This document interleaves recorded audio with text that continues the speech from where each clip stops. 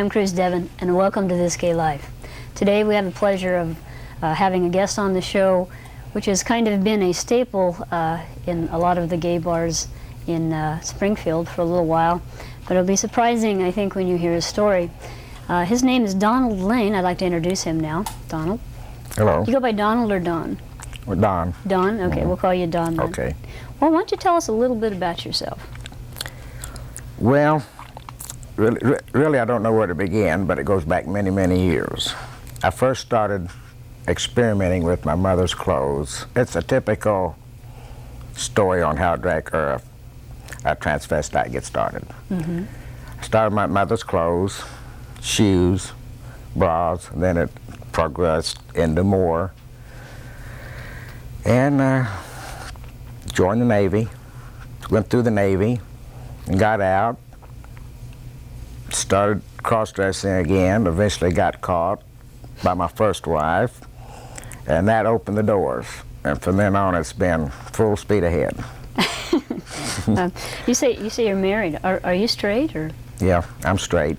Married to a straight woman, and she totally approves. So that kind of throws the old. She met me in drag, so she knew off the bat that what I was. Well, that's neat. Okay, for the viewers out there, maybe you should give us kind of a definition. What is drag? I mean, obviously people think, oh yeah, you're dressing up in women's clothes, but it's a little bit more than just putting on clothes. What is drag? Well, I really don't know. All I know is what it does for me. Mm-hmm. It relaxes me. I think about different things, probably not as important things. It's a fantasy world for me.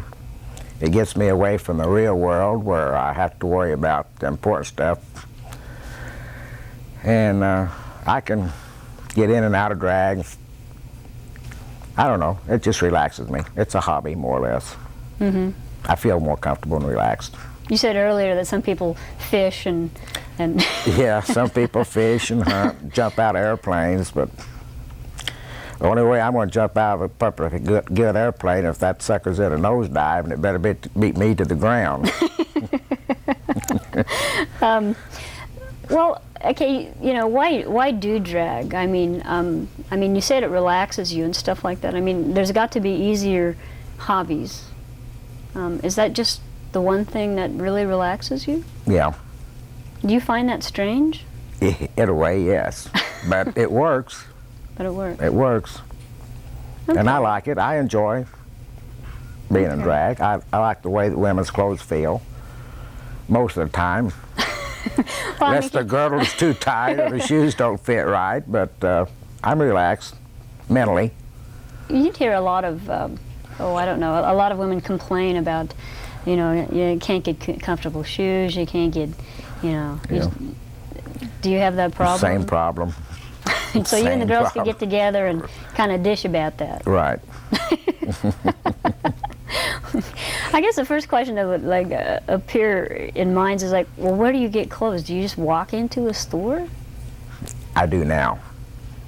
Well, okay. Well, tell us about some of your adventures of first trying to buy clothes. I mean, and kind of date that. About what time? Well, I can remember in the early days, I'd be walking down the street, and there'd be a beautiful dress in the window of a store, and I'd like to buy it.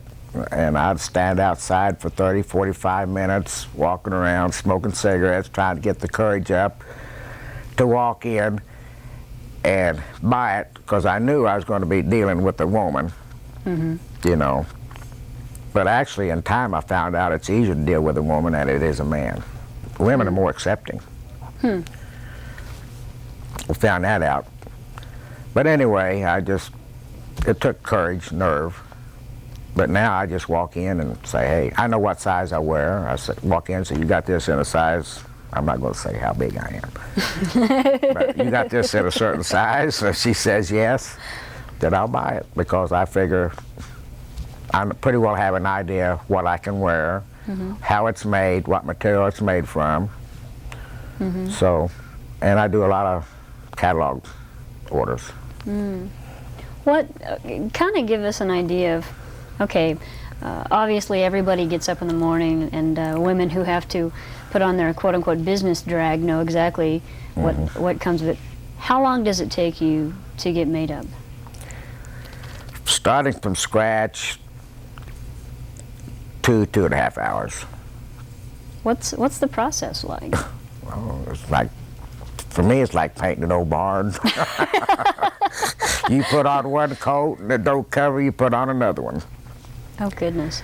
And it's, So you buy a lot of makeup, too? oh yeah. Well, what do the girls at the counter say when you want, like, say, a lipstick or something? Oh, I've had, you know, they say, well, you sure that's your shade, you sure that shade will look good on you, or something like that. And I say, well, I won't know till I get home and try it. But they're saying it as a joke, but they don't know how close to the truth they are. Or I'll buy pantyhose, and they'll say, is that your size? And I say, I hope so. And they just think you're joking. Yeah. Well, I think they are. Maybe they're not. Yeah. But like I say, they don't know how close to the truth they are. That's pretty funny. Do you feel different when you put on the clothes and the makeup when you go into drag? Oh, yeah. How different? Feminine. I notice when I think about different things. I notice my hand gestures are more feminine when I'm in drag. And of course, when you're walking around in high, I can walk around the house, and my house shoes are barefooted, and I'm walking like a lumberjack. But I put on the high heels, I notice my hips start swaying a little bit, you know, and you just, a feminine walk. You start swinging your arms different than what you would if you was a man. Do you think it's like, is it kind of like a different personality? Oh yeah, definitely. What's it like? You perform at some of the bars. What's it like to perform? It's fun. Nerve-wracking at times. Backstage hectics, you know. Yeah. But it usually quits when you step on stage. And you're just kind of the center of attention? Yeah, sometimes backstage there's a lot of activity going on. You're nervous. You hope you remember the words to your song. You get nervous. You say, oh Lord, why am I doing this? But you go out and you do your show, and it's all over with. You go backstage, you say, okay, when's the next one? You know, because it was fun. Well, that's great. It's fun. And hobefully you made enough money to buy your drinks for the night, but that's about all you're going to make. This hobby, whatever you want to call it, being in drag, that's pretty expensive. I mean, because I've seen some of the dresses that are worn, and those are some really expensive dresses. Yeah. I mean, it's probably on the par with like playing golf or something. I mean, as far as expense-wise. Yeah, but it's constant. You got to keep buying it. You know, you put it on and wash it off. It's down the drain. I kind of like to, you know, some people are into drugs. They'll go out and buy $100 worth of pot or whatever, and they'll smoke it, chew it, whatever they have to do to it for a temporary high. And when it's all gone, they got to go out and spend another $100 to get it. I can take $100 and go out and buy a $100 dress, and I can wear that dress, same dress, 100 times to get the same high as I did when the first time I bought it. Then I get tired of that, I can redesign the dress some way. Cut it off if it's long, make it short one, and if it's got sleeves, cut the sleeves out and make strapless out of it or something. Got another dress. Do you change like your makeup depending on whether you're performing or whether you're just kind of relaxing? Oh, it's basically the same.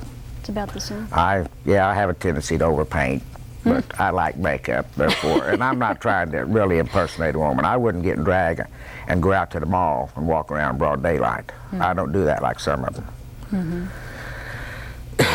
And most of my stuff is in a dark bar, so therefore I have a tendency to over-apply the makeup, but I'm not trying to really impersonate a woman, you know.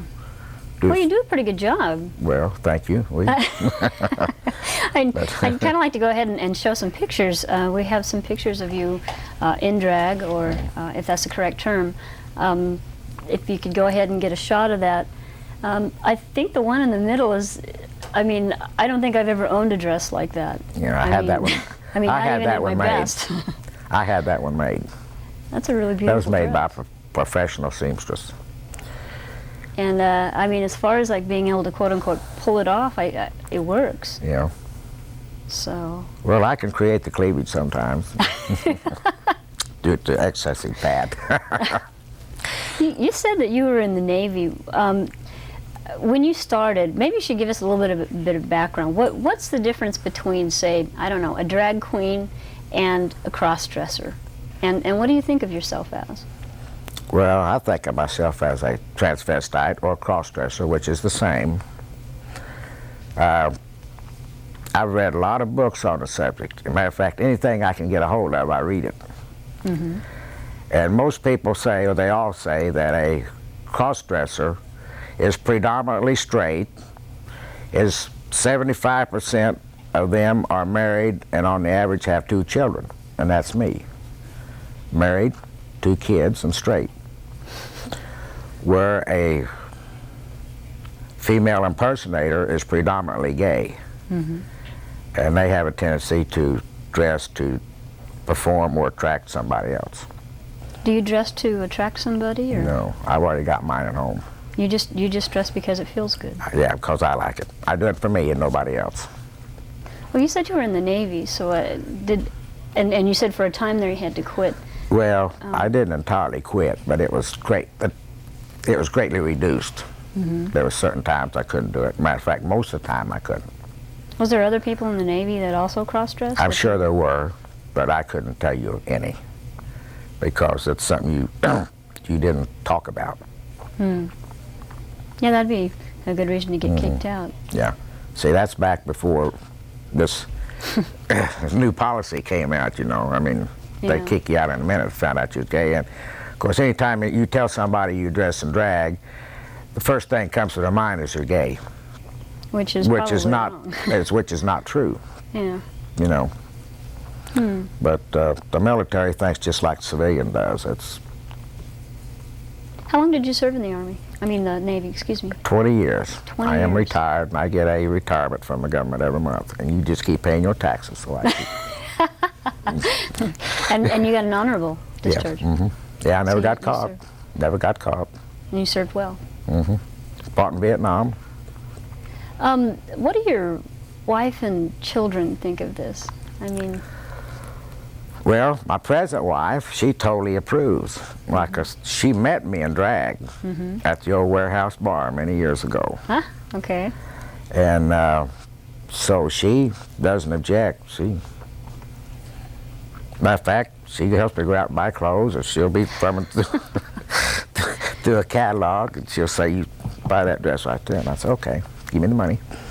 So we'll be out to Walmart someplace, and she'll see something. She embarrasses me sometimes.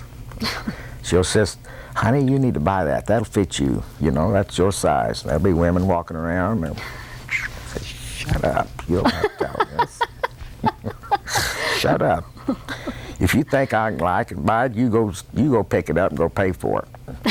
I'll wear it when we get home. When I talked with you earlier, you were saying that there's probably you can never really tell when somebody's a cross-dresser or not. Now, most cross-dressers live a secret life. Cross-dressers are in all professions. They're truck drivers, lumberjacks, doctors, lawyers. And after they've had a hard job at work, they sometimes go home and put on their frilly nightgown and sit around and watch TV or what have you. And for the most part, they don't like to really go outside of the house. And in some cases, I've heard of them even wearing pantyhose and a girdle under their business suits. Executives of high-profile companies. I just don't keep it a secret anymore. If they don't like it, they don't pay my bills. So tough luck. Yeah. How long have you been going to the bars here in Springfield? Well, I started a couple of years before my first wife found out about me. And it's been probably well, I've been divorced from her 10 years, and it's been a steady 10 years after that. When I was married to my first wife, it was just once, maybe like every 3 or 4 months, whenever I could sneak out on an overnight fishing trip.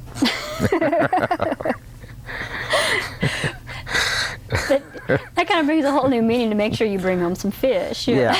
Well, there has been times I went to Smitty's and bought a couple and took them home. Oh my gosh. But I had to thaw them out before I got home. So I'd stick them in the heat of the car and thaw them out. Oh goodness, because you're out in drag. Did your wife? I mean, your first wife. Did she find that offensive, or? Yeah.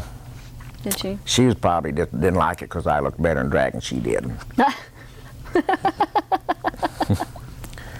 Thing of it is, she didn't catch me though. It was her sister and husband that actually caught me in a gay bar. They were in a gay bar. Well, they didn't really have much room to talk then. No, but they did. Goodness, that's kind of the way. But it was the best thing that ever happened to me anyway. Well, and you're what? I would eventually got caught. It was just a matter of time because I was eventually starting to want to do it. Once you've had a taste of it, you know, it more frequently. So it was just a matter of time. They just probably caught me a little sooner than what I figured. Can you remember the first time that you were dressed up in like your mother's clothes? Well, not really. I can remember there for a year or so we had the same size foot. I could wear her heels, you know. But then I got a bigger foot than she has a small foot. My foot out. Then I couldn't wear her heels. But I really can't remember. But it wasn't incomplete with her. It was just maybe like the bra and the panties and the heels or something. But I never put on her dresses or anything like that. Never had the time. Well, I needed something I could get off real quick in case they pulled in the driveway. You know? kind of like getting up into the wrong cupboard or something. Right.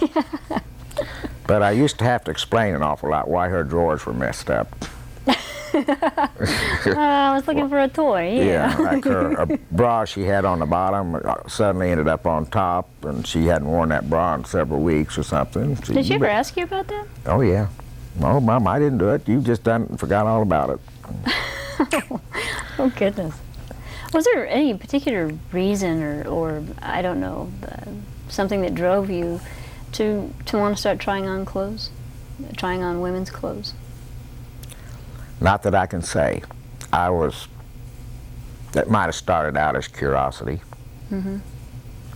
But I've had some drag queen or transvestites tell me that when they were little, if they were naughty, they were punished by their mother make them put on a frilly dress and wear around the house for a day.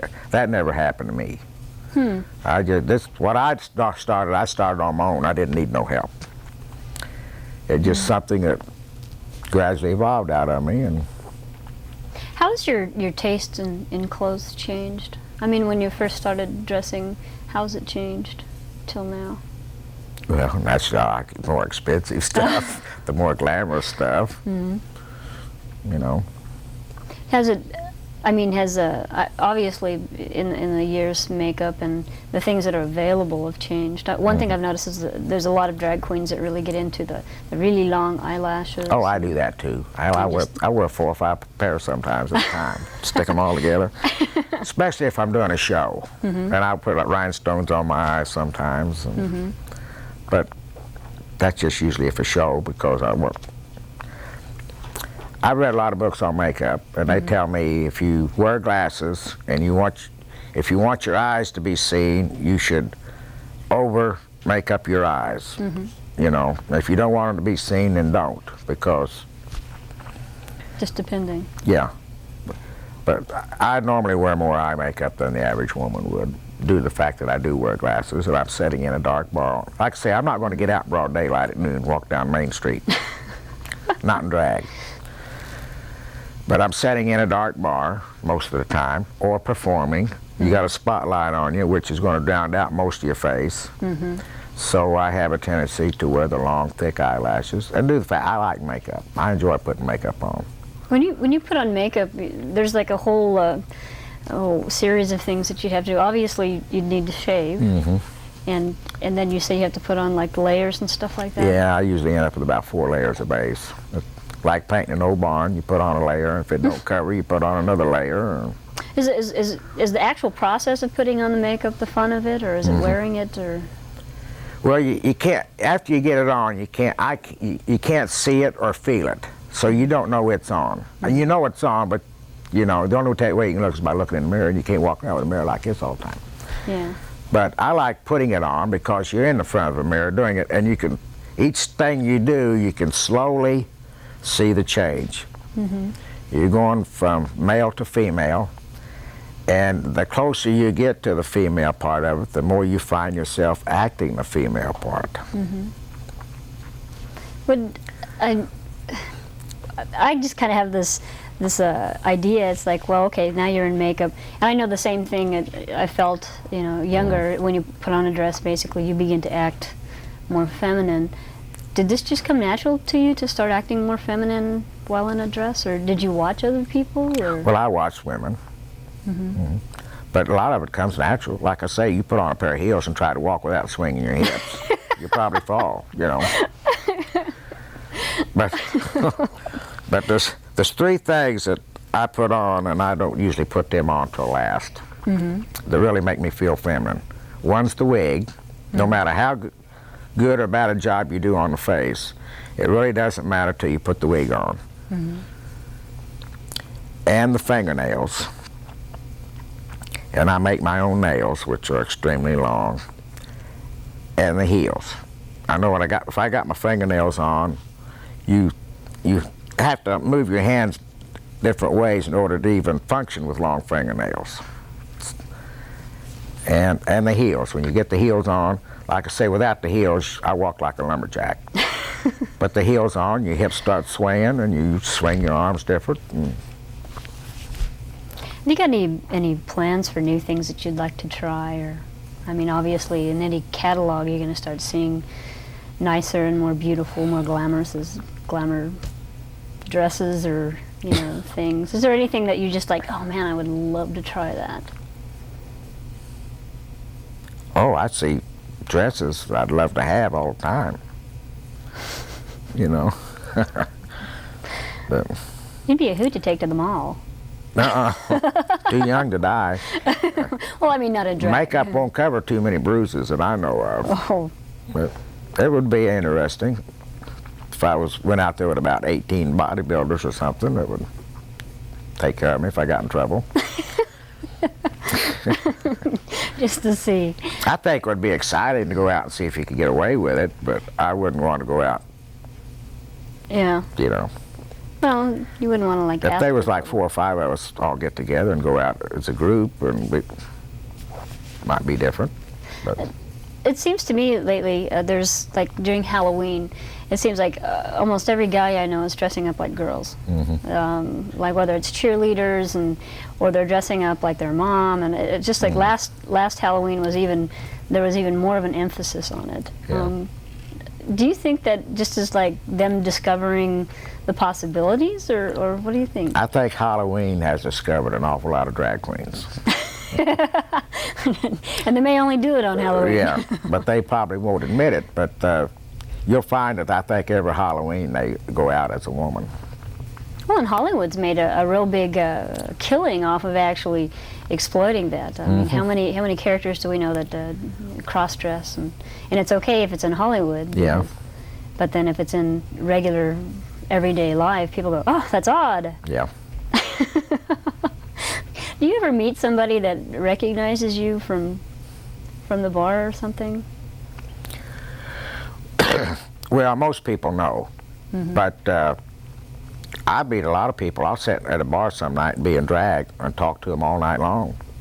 And go in a night later out of drag and sit and talk to the same person, and they don't know who you are. I have no idea.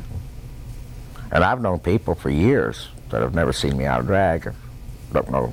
Whoops, your secret is out. Yeah, this is going to open up a new can of worms here. But, when you relate with other people, I mean, just on a regular daily basis, does your cross-dressing ever come into play there? I mean, Not unless somebody comes knocking on my front door and the wife's And you not happen to home. be. But And you most people come to my house know. Yeah. But I got drag hanging all over the house and pictures, and even if they didn't, I mean, it'd be kind of hard to keep it a secret. So you haven't really surprised the FedEx person yet, so. No. Some girl out in the parking lot last week ran out of gas, and she came banging on my door and wanted to know if I had a gas container she could borrow, and I had my vest on, my nails on, and I was in the bathroom shaving, and I had my face all lathered up. And, I don't know what she thought. But anyway, that's... You said your wife has always been really supportive. And has she ever, I mean, you say that she actually helps you pick out clothes and everything like that. Is there anything, suggestion she's ever given you that you thought was a little too wild for you? Or? Not wild, because I'm kind of wild myself sometimes. But I'd probably wear it most days. If I get it on, I'd probably wear it. You know. Yeah, one of my most favorite costumes is the one where you have a Wonder Woman. Yeah, I'm famous for Wonder Woman.